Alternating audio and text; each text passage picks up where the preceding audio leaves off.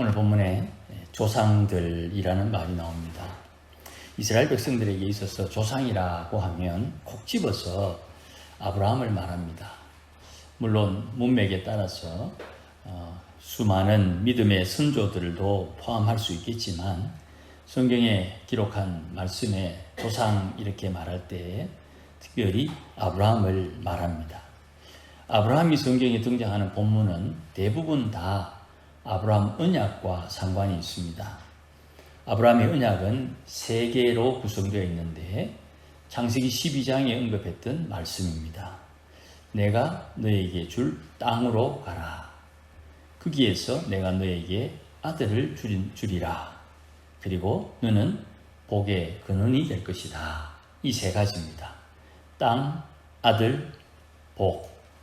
이것이 아브라함 언약의 핵심이고 이 약속을 받은 아브라함이 하나님을 대하는 태도가 변화되는 것을 우리가 성경을 통해서 확인할 수 있습니다. 아브라함의 언약은 이 약속을 외부 사람들이 어떻게 대하고 이해하느냐에 따라 아브라함을 중심으로, 아브라함을 매개로 해서 열방의 하나님의 복이 임하는 것을 약속해 주셨습니다. 하나님께서 아브라함에게 복의 근원을 세워주신 것은 이런 의미가 있습니다. 주위에 있는 사람이 아브라함을 축복하면 하나님은 아브라함을 축복하시고 아브라함에게 복을 주시고 축복한 사람에게도 하나님은 복을 주십니다.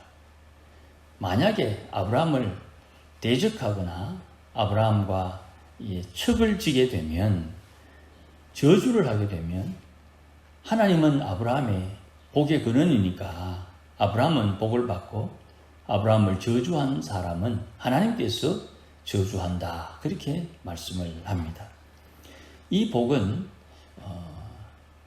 전무후무한 복입니다. 이 복이 믿음의 계보를 따라 하나님의 백성들에게 대대로 이어지는 약속이요 복입니다.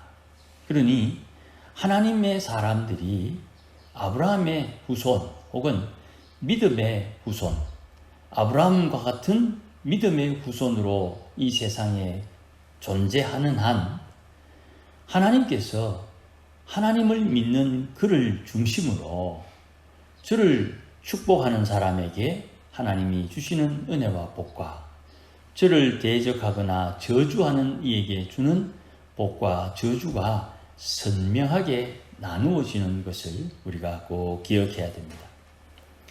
이 아브라함 조상이 가지고 있는 신앙은 하나님의 약속에서부터 시작합니다. 그래서 오늘 본문 14절 말씀에 내가 반드시 너에게 복을 주고 복을 주며 너를 번성하게 하고 번성하게 하리라 이렇게 말씀을 주셨는데 이것이 창세기 22장 하나님을 경외하는 아브라함에게 주신 복입니다. 그러니까 75세에 가나안 땅에 들어왔죠. 그리고 100세에 아들을 낳았습니다. 그리고 115세, 아브라함의 나이 115세에 성인식을 하게 됩니다. 그러면 75세에 들어와서 25년이 지난 뒤에 아들을 낳고 또 15년이 지나 가나안 땅에 들어온 지 40년 만에 아들이 성인식을 하게 됩니다.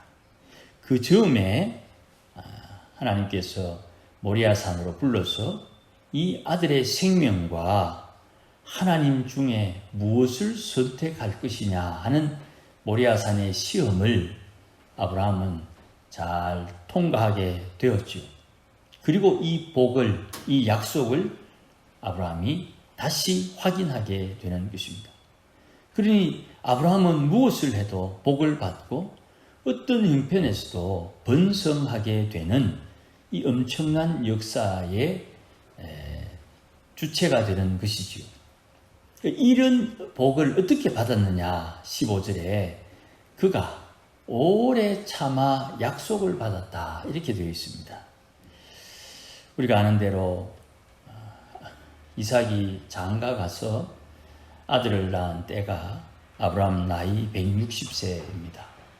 그리고 175세에 하나님께서 아브라함을 불러가시는데 그 해가 에서와 야곱이 성인식을 치르는 때입니다. 그러니까 아브라함은 자기 손자 에서와 야곱 둘 손자와 약 15년 정도 같이 생활을 했습니다. 그러니 할아버지의 신앙, 아버지의 신앙을 이 손자들이 어렴풋이 다 알고 있다는 것을 우리가 좀 상고해야 될 필요가 있습니다. 그리고 이 아브라함이 하나님 앞에 받은 이 복을 자손들에게 물려주는데 저의 인생 가운데 하나님의 약속을 오래 참음으로 성취했다. 이렇게 우리가 이해할 수 있습니다.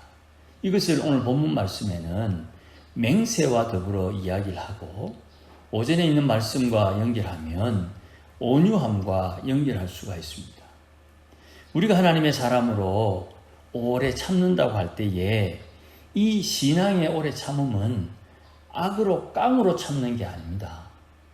물론 인간적인 생각에는 악으로 깡으로 어쨌든 참아야 되겠다고 생각할 수 있겠지만 이것은 제가 종종 쓰는 표현대로 현실의 상황을 버티는 겁니다. 하나님께서 고난을 주셨을 때 그 고난을 버텨내는 겁니다. 그런데 그냥 악으로 깡으로 버텨내는 것이 아니라 하나님이 주신 약속을 붙들고 그 약속 때문에 인내하고 또 돌이키고 또 엎어지고 다시 일어나는 이 비참한 현실의 반복과 되풀이가 있는 것입니다. 낭만적으로 생각하면 안 됩니다. 신앙은 낭만적이지 않고 현실적인 겁니다.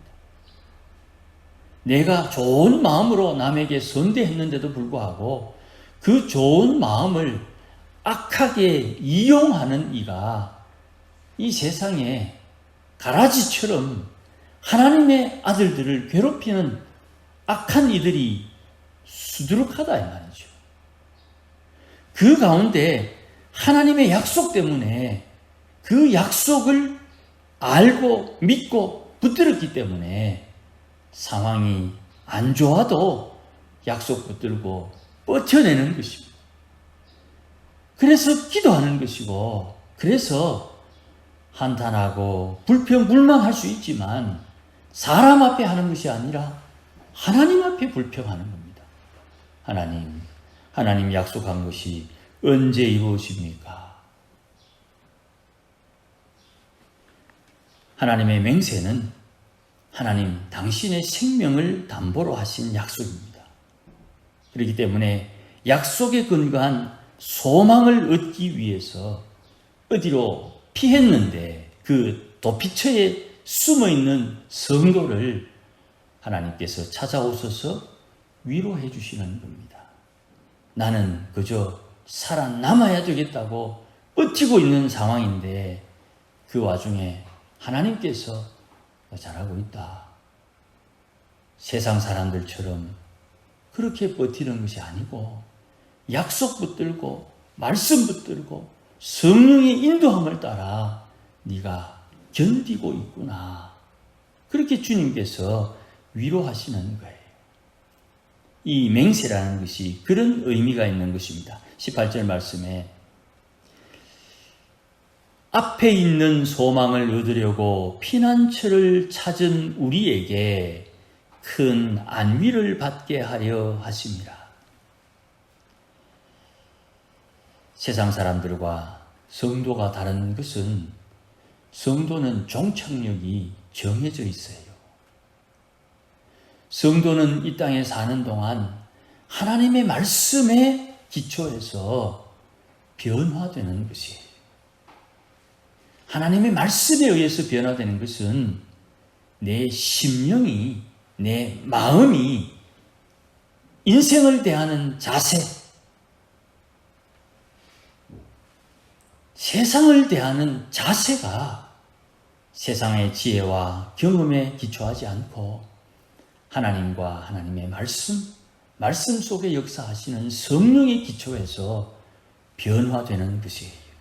그러니 성도의 현실은 넉넉하지 않습니다만은 우리는 우리가 피해야 할 곳을 알고 그 도피처로 숨으면서 하나님 주신 소망을 가지고 하나님 앞에 피하는 것입니다.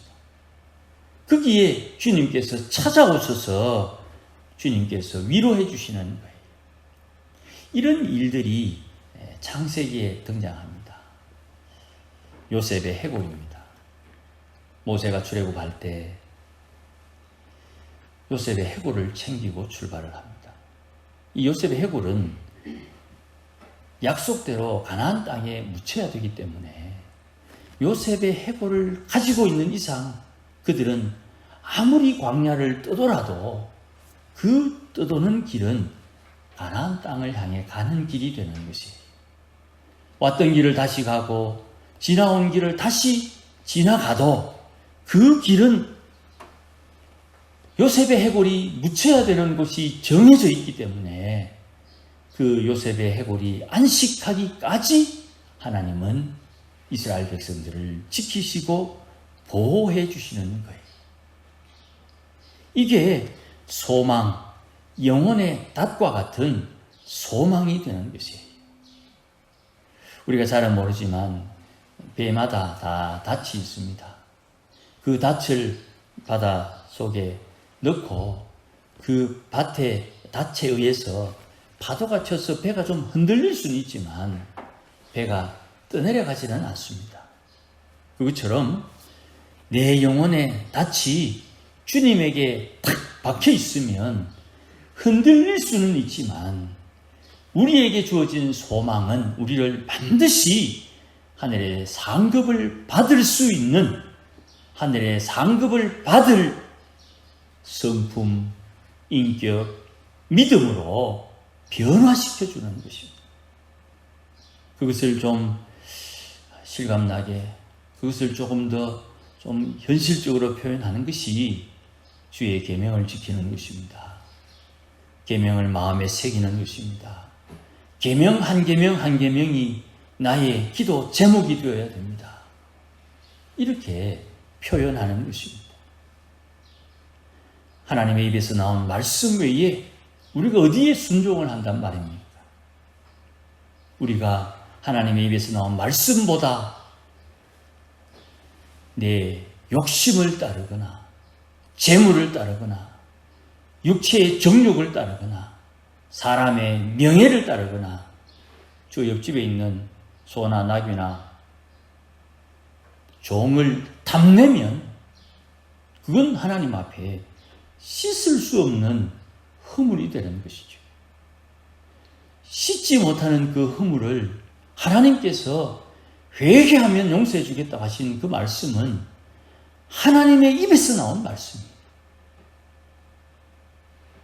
그러니 약속을 따라 산다 할 때에는 그 약속을 이루기 위해서 오래 참는 이 인내, 오래 참는 버텨내는 신앙이 있어야 되는. 혹시라도 또 잊어버릴까 해서 한 번만 더 반복합니다. 버티는데 그냥 악으로 깡으로 버티는 게 아니고 기도하면서 버티는 겁니다. 말씀 묵상하면서 버티는 것이고 하나님의 인도하심에 순종하면서 버티는 거예요. 그것을 아브라함은 25년, 40년, 60년, 75년, 100년을 견디고 버티면서 그의 인생 가운데 역사하신 하나님의 흔적들을 자녀 손들이 깨우치고 경험하게 되는 것입니다. 아브라함이 가나안 땅에 흉년이 들었을 때 애굽으로 내려갔지요. 아버지가 애굽으로 내려갔으니 흉년이 드니까 이삭도 애굽으로 내려가려고 하는데 하나님께서 막습니다. 네가 여기 거하라. 그 말씀에 순종했더니 그 해에 다른 데는 다 흉년인데 이삭은 100배의 결실을 얻었다. 그렇게 말씀했죠. 자기의 욕심을 따라 사는 에서 그 형을 어쨌든 이겨 먹으려고 하는 야곱, 그들이 성인이 되고 나이가 50, 60이 되어서 각자의 인생을 향해 흩어지는 가운데 하나님께서 그들의 인생 속에 간섭합니다. 그리고 먼 길을 떠나 외갓집에 갔다가 다시 돌아오는 그 긴 여정, 아들을 잃어버리고 아들이 죽은 것으로 오해하며 살아왔던 그 고통의 시간, 그리고 하나님께서 약속하신 대로 민족을 이루기까지 애굽에서 떵떵거리며 살았던 그 100여 년의 삶,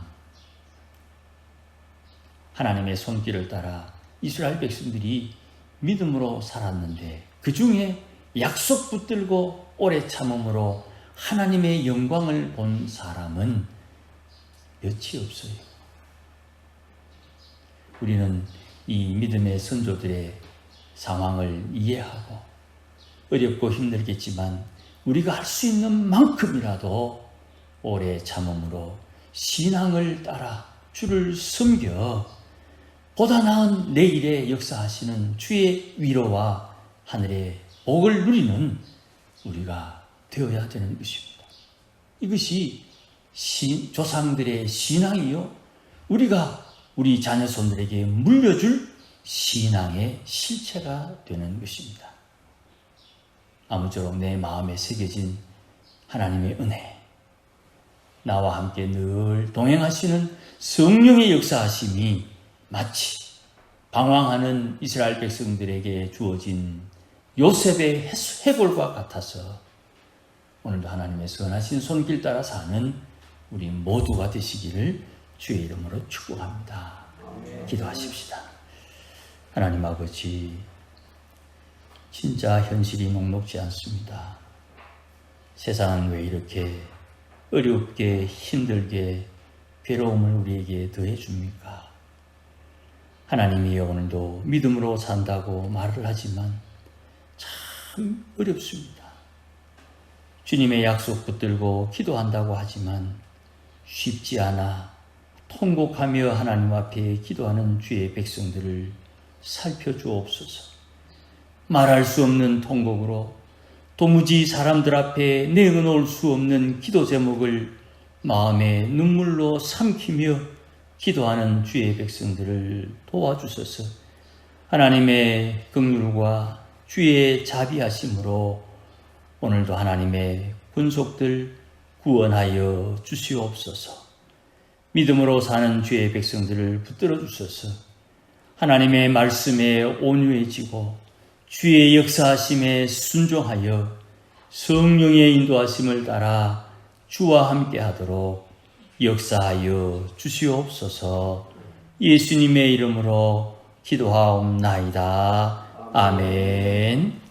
이제는 우리 주 예수 그리스도의 크신 은혜와 하나님 아버지의 극진하신 사랑과 성령님의 감화 감동 위로 충만하심이 오늘도 우리 조상들의 신앙을 따라 하나님을 사랑하며 섬기기를 소원하는 모든 믿음의 권속들 심령 위에 오늘도 주님 부탁하신 말씀, 약속하신 말씀 붙들고 녹록지 않은 현실 속에서도 믿음으로 주의 뜻을 따라 살기를 다짐하는 모든 믿음의 권속들 심령 위에, 가정 위에, 일터 위에, 자녀들 위에, 우리 교회 위에 이제로 영원토록 함께 계실지어다. 아멘.